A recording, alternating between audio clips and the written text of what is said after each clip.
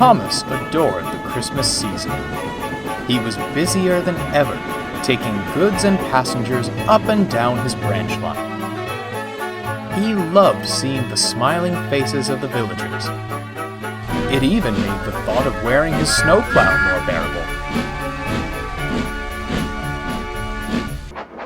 Annie and Clarabelle, on the other hand, had their quandaries with the holiday season. They liked helping the townsfolk, but they were older coaches and didn't fancy the hustle and bustle. Thomas tried to keep them in good spirits, but as the days ticked on, it became quite an ordeal. One morning, close to Christmas, Clarabelle felt cantankerous. "Another parcel, bag, or box, and I'll burst," she wailed. "Bother your boxes," huffed Annie. "My upholstery won't last to the new year if I have any more passengers." "Oh, come on, you two," chuckled Thomas. "Christmas Day is nearly here. We can't let the passengers down now." "It's all right for you," replied Clarabelle. "You've only your driver and fireman to carry. We're positively packed." All day, the grievances continued. Thomas tried everything. He stayed with the coaches between runs, kept them warm with his steam, and listened intently to their complaints. Alas, nothing satisfied Annie and Clarabelle, and their foul mood was rubbing off on everyone. Even the trucks grumbled about them. Thomas was glad when he was called away to shunt at the big station. When he arrived, he confided in Edward. "I just don't understand," he sighed. "They've always been a bit put out around Christmas, but this takes the cake. They're working very hard. I'd say it's made them lose sight of what Christmas truly means," replied Edward. "I think I know how to fix that." As dusk fell, Thomas brought his last train to the big station. Annie and Clarabelle were glad to be finished for the day, or so they thought. Thomas was uncoupled and moved away. Suddenly, Annie could see Edward, an old slow coach, backing down towards them. "I say, Edward, you must be at the wrong platform." "On the contrary," smiled old slow coach. "We're right where we need to be. The vicar is hosting a dinner at the church for those less fortunate," said Edward. "We have many volunteers and supplies to deliver, but can't do it ourselves." "That," finished Thomas, "is where you two come in." Annie and Clarabelle didn't know what to think.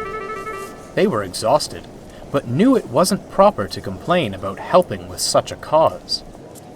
Quiet and reluctant, they followed Edward out of the station.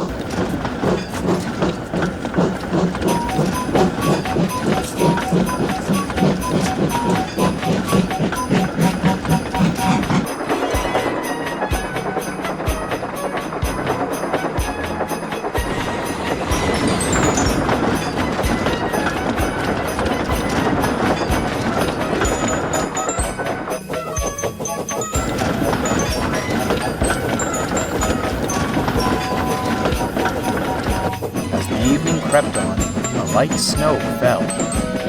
Edward made several stops, picking up more volunteers and supplies at each station. It wasn't long before the train was packed, and Annie and Clarabelle began to grumble. "Day and night, packed tight." "There is a time and place," interrupted old slow coach, "to consider our own needs before others. This is not one of them." Annie and Clarabelle retired into stunned silence.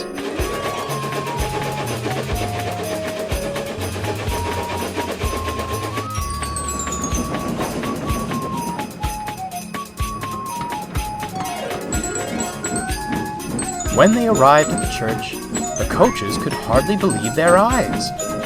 Brilliant lights had been strung up, Christmas trees dotted the yard, and a large crowd had congregated outside.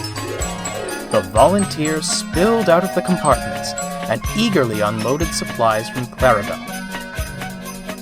Soon, the smell of food wafted from the church kitchen. The crowd worked their way inside, eager for a hearty meal. Annie and Clarabelle soon heard the sounds of carols and laughter. "Lovely, isn't it?" smiled Old Slowcoach.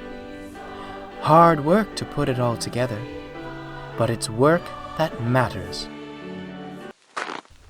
At the end of the night, the vicar spoke to Edward. "A most remarkable turnout," he beamed. "Bless you, Edward.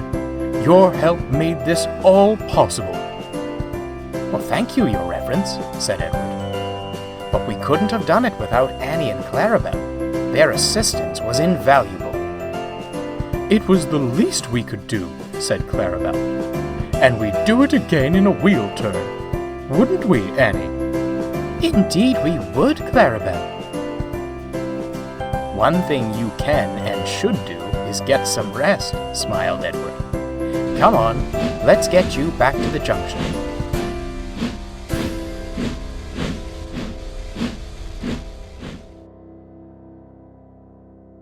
Thomas was asleep in the carriage shed when Edward brought the coaches back.